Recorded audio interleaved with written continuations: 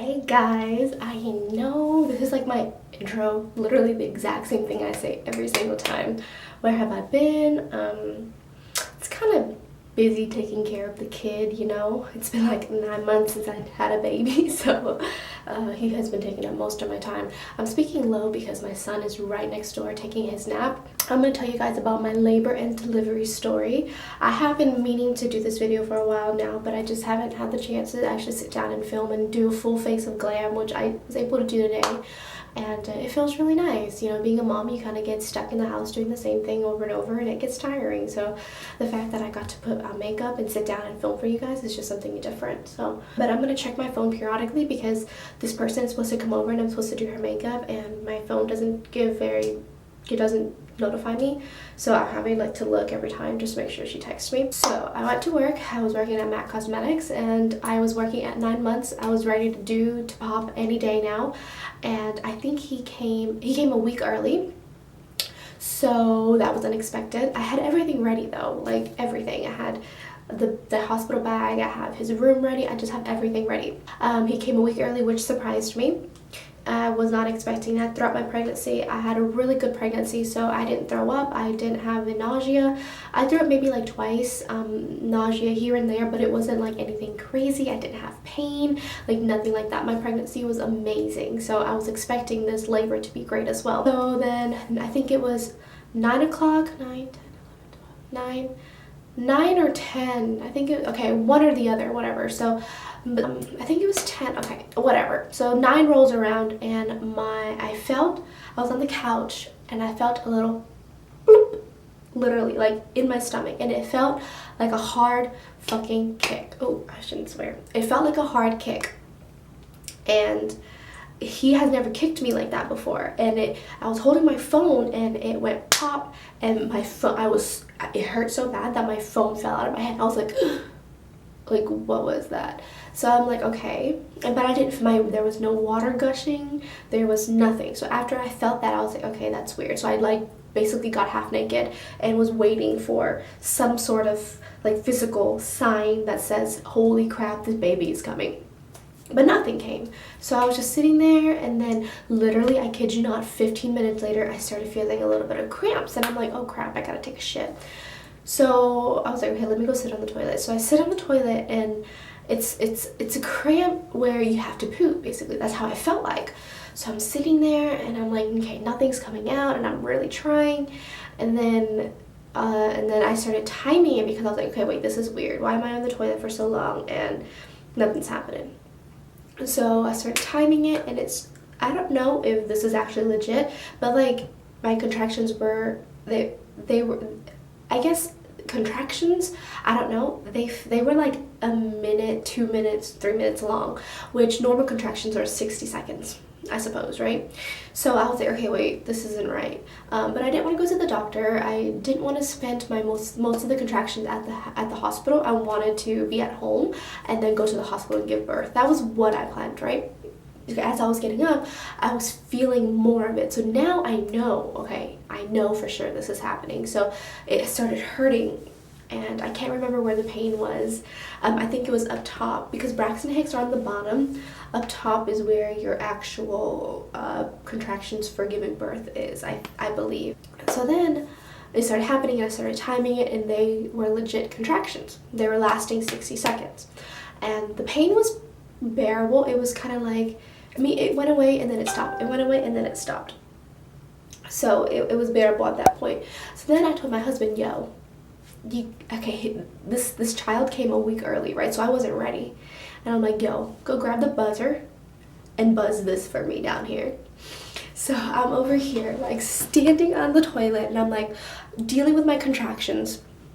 And I'm just like, okay, and go. Because he only had like 60 seconds basically, or however long my contractions are lasting. So, and I was like, and go. So he started buzzing for me, which I thought was freaking hilarious. I tell people this story all the time because I'm literally about to have this baby, and I didn't want everybody to see my like freaking jungle down there. So I had my husband buzz it for me, which we laugh about it all the time now. So then that happened, and then we moved over to the couch, and I was in the position of on my knees, bending over on the couch and just kind of rocking back and forth, just kind of dealing with it while my husband is getting everything ready. So he got the hospital bag. I made him a checklist of like blankets, chargers, pillows, car seat, like last minute items that need to be grabbed, but everything else was already packed. So then while I'm over here like contracting and like rocking back and forth, my husband is like, do I need to bring this? Do you want me to bring this for you? Do you want me, what should I throw in the bag? And I'm like, he's like running around sweating, panic. Oh, he wasn't panicking. I think he was more excited than anything. And I'm just over here like, yo, just put everything in the bag. I don't care what you pack that's not on the list. Put everything in the freaking bag, okay? At this point, I'm just like, I don't care. So he's like not panicking, he was excited, okay, running around just packing everything. And then finally I started timing it again, and at this point I am 2 minutes apart. And I'm like, okay, this happened within the hour. So let's say it was, I'm just gonna say, wait, 9, 10, no, okay, it was 10 when I had my contraction. So 10 was when it started, and then I started timing it. I'm like, yo, we need to go. So we got to the hospital like at 11, and my husband pulled up and whatever, and it was hurting so bad that he had to wheelchair me. I couldn't even walk. So he pulled up to the front, parked, and then wheelchaired me to the upstairs to labor and delivery. And then when I got there, the nurse was like, honey, you need to walk. And I'm like, no, I don't. And they're like, honey, it'll be great for you, for the baby, you need to walk. And I'm just, at this point, like my contractions was through the roof, and you'll know why in a second. It was so, it came very fast within the hour. So then we got to the triage, and they're checking us in, yada yada yada, and I'm laying on my side, trying to be comfortable, laying on my back, and my side was probably the most comfortable, and they were just checking everything and getting my blood pressure. And the lady came in and checked me, the nurse came in and checked me, and she says, you're 9 centimeters. You push a baby out at 10. So within the hour and a half, because we got to the triage, it was taking like 20-30 minutes for them to settle me in and check me and everything. So within the hour and a half, I went from 0 to 9 centimeters. So that was why my pain was through the roof, and I couldn't be walked, and I had to get a wheelchair because it was so bad. And so she's like, you're at 9 centimeters. And at first, I didn't want an epidural. I didn't want any epidural. I didn't want any medication. There was another medication that goes through your little thingy that they put IVU or whatever. I didn't want anything. I didn't want to be induced. Well, I mean, I wouldn't have an option if I did, but I didn't want any Pitocin. I didn't want nothing. I wanted to go all natural. If it was up to me, I wouldn't even take an IV. So that was that, and my husband was like, can she get an epidural? And they're like, well, you're almost there, you might as well just finish. And I'm like, yo, you're right. So, and I didn't want an epidural, but if my labor would have lasted a lot longer than it did, though, I think I would have gotten it. So then they were checking my blood pressure, and because I was laying on my side, my blood pressure wasn't right, and nothing was going right at that point. So then they flipped me over, and then they redid it again, and then everything was normal. And then they wanted me to sign papers while I'm contracting, and just like, they just wanted me to sign all these papers of like, do you allow students to be in this room? Something. I didn't want nobody to be in this room except for the professionals and my husband. I know this is a teaching hospital and it's professional, but at that point in time, on my state of mind, I was just, no. And then they moved me into labor and delivery, and they moved me over there, had me sign more papers and stuff. And then my nurses were amazing. My midwives were wonderful. They was more than what I could expect. They were so sweet. They took care of me. Everything was just wonderful. Marcellus's heart rate started dropping literally in half. He was going from 150 to almost like 70 or 60. It was scary. At this point, I'm hyperventilating because I couldn't breathe. I mean, because I was in so much pain. And the nurse was like, yo, she didn't say it like that. She goes, you need to breathe, because I forgot to breathe. I'm like it was just hurting. I couldn't cope. And that was the one thing that I wish that I would have done well at, was breathing. I think that I did great on everything else, but breathing was the hardest part. And I wish I would have done better on that part. So she was like, you need to calm down. So I did, and I was like, I literally said, bitch, you need to breathe. So I like closed my eyes, took myself into another world while my husband was holding my hand, and just I was breathing for the first time in the hour that I was contracting normally, like actual breathing. So they were like, all right, we're gonna soap you up. So they put soap down my vagina to help the baby slide out because I needed to push him out at 9 centimeters. I didn't even wait till 10 because his heart rate was dropping and I felt the urge to push. So I pushed Marcellus out with no epidural, no medication at 9 centimeters.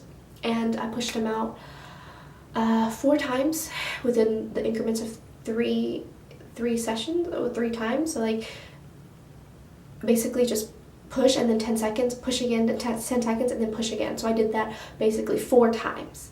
So that's like 1 set, you know, so like 4 sets. Does that make sense? I did that, and long and behold, he was out.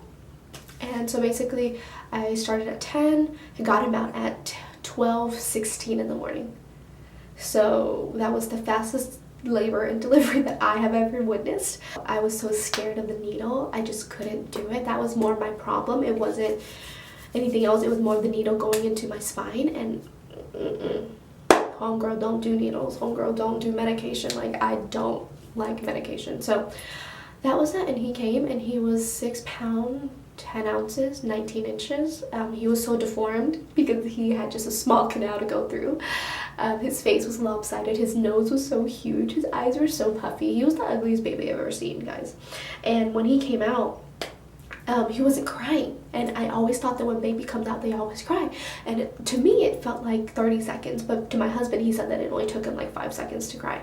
But I held him, and I'm like, why is, I didn't even hold him actually. They took him and they did skin to skin. My hospital does skin to skin contact, and they said and I was like, why is he blue, why is he blue? Like, I didn't want to hold him, and then he started crying, and they're like, it's normal. And then when he started crying, I started holding him. So they cleaned him right on top of me. They didn't take him out of my sight, which was amazing. I really love the way this hospital did it. My son did not leave my room, did not leave within eyesight until he was circumcised, and he was gone for maybe like 40 minutes, maybe. So I love that about the hospital, and he was right beside me. Oh, and then I tore just a little bit on my labia, and they had to stitch me up twice, which wasn't bad. Actually, no, I lied. The stitching was pretty bad because they had to put lidocaine or inject lidocaine, and I can feel the needle, I can feel the burning sensation. And then when she stitched me up, it was still kind of uncomfortable. I kind of felt the stitch, but not really. It was just more of her messing around my area down there where it was already hurting. So yeah, that was pretty much it. Like, I don't have anything exciting, anything like crazy. He literally came out within 2.5 hours basically.